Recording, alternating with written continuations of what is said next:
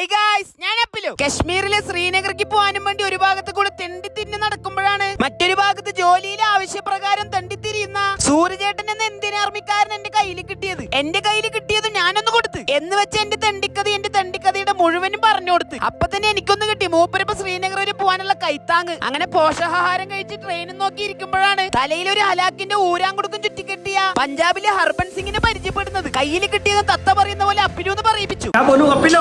അപ്പൊ തന്നെ മൂപ്പരിന്റെ ഒന്ന് കിട്ടി. 2 മാസം കഴിഞ്ഞത് മൂപ്പരെ വീട്ടിലേക്ക് പോകാനുള്ള അനുവാദ കത്ത് വിത്ത് സ്റ്റാമ്പ് അടക്കം വിളിച്ചുവിളി മുതലാക്കി മൂപ്പര് പോക്കറ്റ് എന്തായാലും കീറിക്കണം. അങ്ങനെ സൂര്യചേട്ടന്റെ പ്രൊട്ടക്ഷനോട് കൂടി ശ്രീനഗർ റെയിൽവേ സ്റ്റേഷനിൽ ഇറങ്ങി. പിന്നെ നമ്മളെ വിളിക്കാൻ വന്ന നാട്ടിലെ ജിജീഷ് മാറ്റി ജമ്മു ജിജീഷ് എന്ന പേരിൽ അറിയപ്പെടുന്ന ശ്രീനഗറിന്റെ ശ്രീയും കൂട്ടി വിളിക്കുന്ന Shri Jijeesh Indian army from താഴെമുരളി അലിഖാന്റെ കടയിൽ നിന്ന് എത്തി നോക്കി കാണുന്ന പുതിയൊരു വീട്. സെലിബ്രിറ്റി എന്നൊക്കെ പറഞ്ഞ് എങ്ങനെ വേണം 3 ഇന്ത്യൻ ആർമിക്കാരെ പ്രൊട്ടക്ഷനോട് കൂടി എന്നെ കൊണ്ടുപോകണത്. അല്ലാണ്ട് വഴിതെറ്റി തെണ്ടിത്തിരേണ്ട വിചാരിച്ചിട്ടൊന്നല്ല. അങ്ങനെ പപ്പടക്കൊല്ലി ചുട്ടെടുക്കുന്ന ദേശീയ ഭക്ഷണമായ കശ്മീരിന്റെ മട്ടൻ കബാബ് കഴിക്കാൻ ജിജീഷിന്റെ വണ്ടി ചവിട്ടി നിർത്തി. പിന്നെ കണ്ണും ചുമ്പി പെരും തീറ്റിയായിരുന്നു എല്ലാരും കൂടി. ചരമക്കോളത്തിൽ വരുന്ന പോലെ വെള്ളയിൽ നിർത്തി ഒരു ഫോട്ടോ എടുപ്പിച്ചു. പോസ്റ്റ് പെയ്ഡ് സിം എടുക്കാനും വേണ്ടിയായിരുന്നു. അങ്ങനെ നമ്മൾ നേരെ പോയത് ഇസ്ഹാഖ് ഭയ്യാന്റെ വീട്ടിലേക്കാണ്. കയറി ചെന്നത് തത്തുമ്മ പാത്തുമ്മ കുട്ടികളൊക്കെ ഇങ്ങനെ ഓടിക്കളിക്കണ്ടായിരുന്നു. ഇനി കുറച്ച് ദിവസം ഇവര് ഓടിക്കളിക്കിടയിലാണ് നമ്മളെ താമസം. മൊത്തത്തിലൊരു പൊളിക്കും ഞാൻ. വലിഞ്ഞു കയറി വന്ന അതിഥിക്ക് ആദ്യം തന്നെ ചായ തന്നു. കശ്മീരി സ്പെഷ്യൽ നംകിൻ ചായ്. സംഭവം ഉപ്പൊക്കിട്ടൊരു ഒരു ചായ നമുക്ക് അങ്ങനെ ഇഷ്ടപ്പെട്ടു എന്നൊന്നും വരില്ല. ബർക്കത്തു തന്നെ കയ്യിൽ ഒരു ഗ്ലാസ് വെള്ളവും വാങ്ങി കുടിച്ച് തണുപ്പ് കാരണം വീടിന്റെ തറ മുഴുവനും ഇതുപോലെ കാണുന്ന ഭാഗത്ത് മുഴുവനും പുതപ്പ് വിരിച്ചിട്ടുള്ള